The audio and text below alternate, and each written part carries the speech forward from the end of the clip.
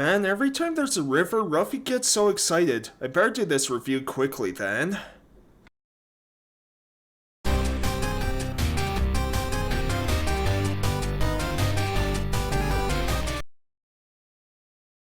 Hey everyone, how's it going? Total Level here with a new game review for all of you, with big thanks to Pirate PR and Socrates Laboratories UG for providing me with a review code for Ruffy and Riverside for all of you.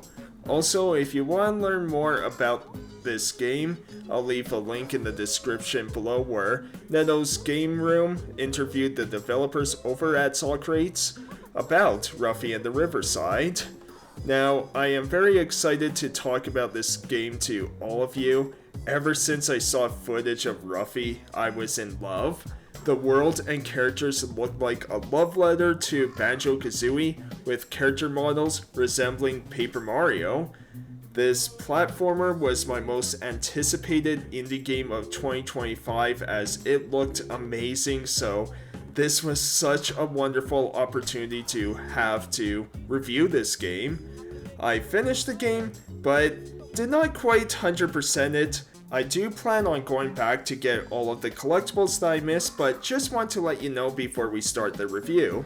And so, to break it down, we will go over the story and presentation, followed by graphics, then talk about music and sound, followed by the gameplay, and finally talk about the replay value and give my final score out of 10.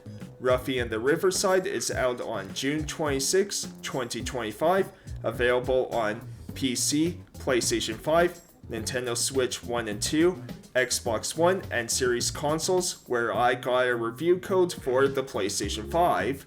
And with all of that said, let us dive into Ruffy and the Riverside and see what I thought about this game.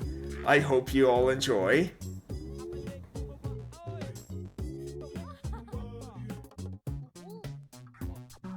In Ruffy and the Riverside, you play as Ruffy, a bear, and with him is his bee friend Pip, as both of them are helping a mole, Sir Edler, obtain these marble gems, as Sir Edler has quite the fascination with bees. However, by doing so, Ruffy accidentally releases a seal that kept the evil Groll away in the seal, so whoops. And now that Groll is back, he is keen on finding the world core, and because Ruffy is the chosen one, well, he needs to stop Groll. And I mean, Ruffy, he did release him, so I guess he probably should stop him. Now, I will say I love the look of this game and the character designs and animations, but for a main villain, Groll being this cube creature could have been much better, I thought. Just makes for a fairly forgettable villain. Story-wise though, it's a fun little setup and has you exploring many different areas like you would see in your typical platformer. From grassy field areas to icy snow ones, you will be seeing quite a lot here, along with swapping parts of the environment. The game is also presented like an adventure game where you have main and side quests with waypoints, which is interesting for a platformer. I'll talk more about that when I get into the gameplay section. Along with the collectathon part, as it's a platformer, so you need a good amount to collect, right? I found the user interface and map pretty easy to navigate. There were some parts that confused me as to how to get there, but there's a good amount of puzzles to solve, so sometimes that's just part of the puzzle. Overall though, solid story with a pretty forgettable boss, but great other characters throughout and a pleasant presentation.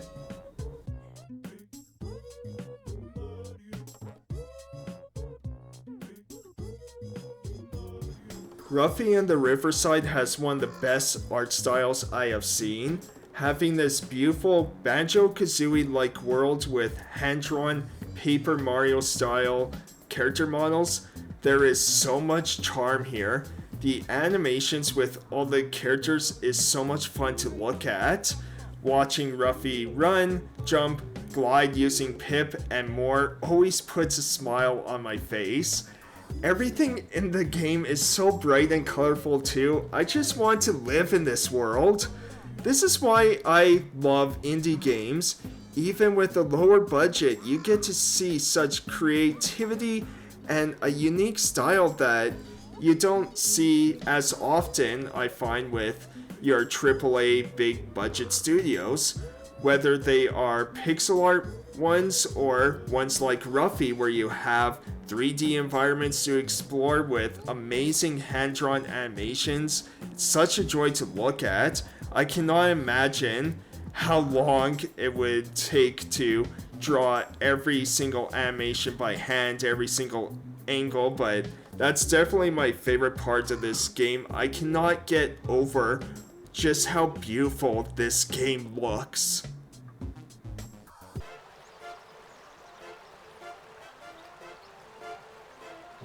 The soundtrack for Ruffy and the Riverside is fun and has nice bouncy music through each track. While I may not be on the same level as other soundtracks from other platformers like say a Mario or Sonic, it's still really fun to listen to and invites you to stay in the world of Riverside. The sound design is so cute and adorable. Everything feels so happy, joyful, and pleasant. Running around, jumping, and exploring, having Ruffy sounding like he's just having the time of his life, which translates to me, and I'm sure it's going to translate to other players just playing, having such a great time, smiling the whole way.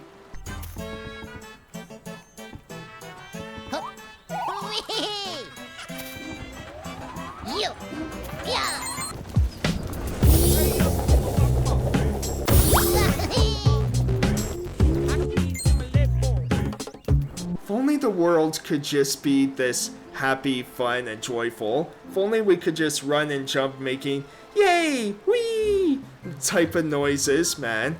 That would be a blast, wouldn't it?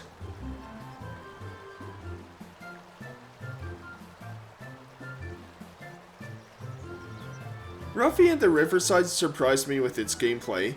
I was expecting more of an action platformer, and you do get a good chunk of that, but overall, it felt more like a platforming puzzle adventure. There's combat and enemies to defeat with some boss fights and action sequences, but there were quests and waypoints for those quests with many puzzles to solve throughout. I do wish combat was more advanced, as it's quite basic with spin attacks and jump attacks, as I think you can do some really cool things with Ruffy in combat situations. Maybe use Pip somehow too would be cool.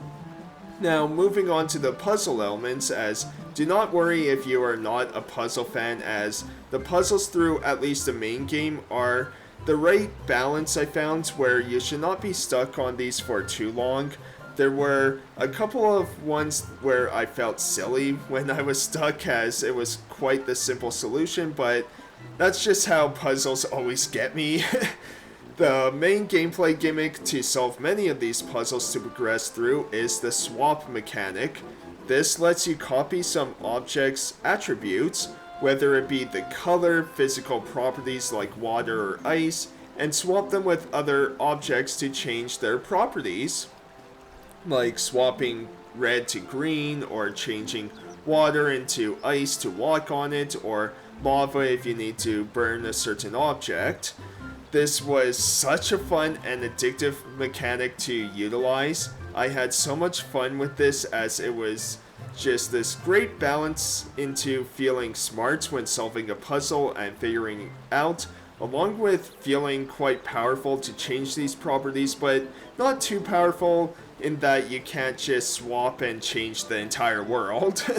It was a lot of fun to do. You also have Pip to allow you to glide to certain spots when you jump, along with other fun mechanics later on, like hay bale riding. Who wouldn't want to do that? There are some mini games you play throughout too, with many being fun, or ones like, your racing, where you have to be creative and manipulate the track to your advantage. Ruffy promoting cheating, how could he? Of course, the other racers use hay bales with like nitro and things like that, so I guess if they cheat, it's okay for you to do it too. As far as platforming goes, I would say it's much easier than a good number of other platformers out there. The game controls really well, and jumps usually don't have too many big gaps that you will probably not really mess up too many times. And there's lots of collecting, lots of collectibles to get with butterflies, dreamstones, solving snake puzzles, and more. There is so much to do, and when making a platformer, well, you need some sort of collectathon, right? Overall, just a blast to play, easy to play, and very addictive. Yes, I would like combat to be a bit more advanced, as there's lots of potentially fun boss battles you could do, so if a sequel were to happen, I would like combat to be improved a bit, but despite all that, it's still so much fun to play.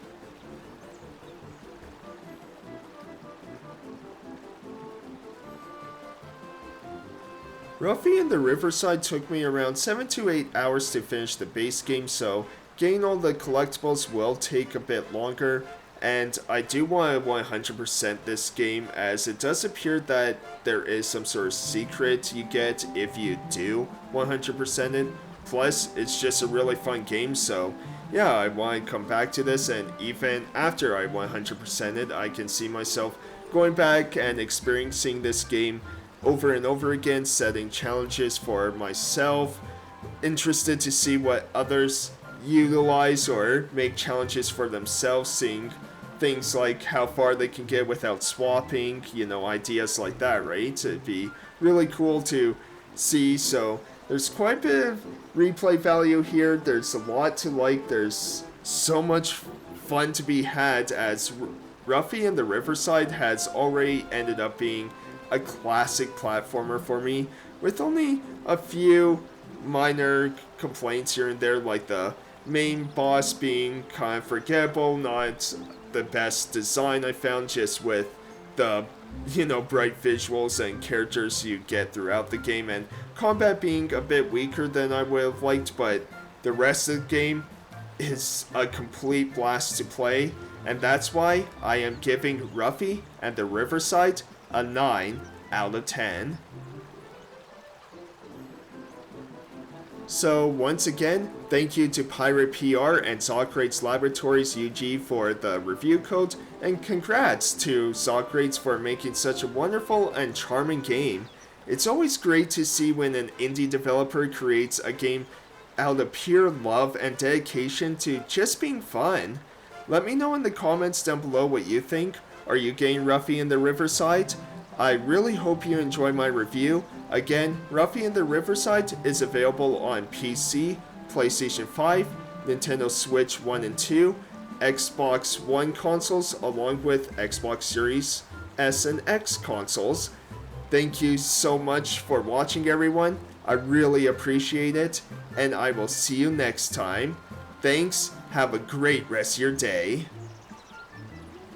Hey everyone, thanks for watching, really appreciate it. If you enjoyed what you saw, be sure to leave a like, comment, and subscribe to see more. Also follow me on X, Twitch, Bluesky, and I am back on Facebook now. All links will be on my About page, so follow me there. Even if it's just for the skits I do, I need someone to follow me. Okay, probably not the best way to encourage people, but anyways, I'll see you next time. Have a great day, everyone!